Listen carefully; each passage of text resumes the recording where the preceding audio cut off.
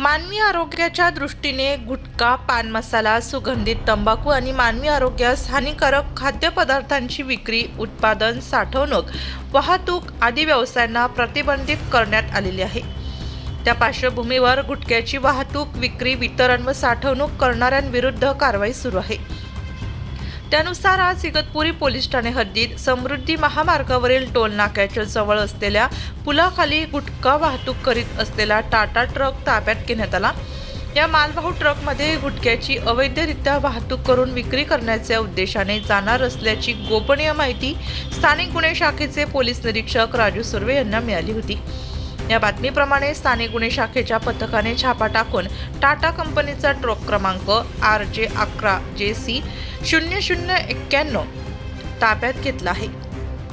महाराष्ट्र राज्यात प्रतिबंधित गुटखा, सुगंधित तंबाखू, पान मसाला, टाटा ट्रक आणि मोबाईल असा एकूण 1,53,54,000 किमतीचा मुद्देमाल जप्त करण्यात आलाय।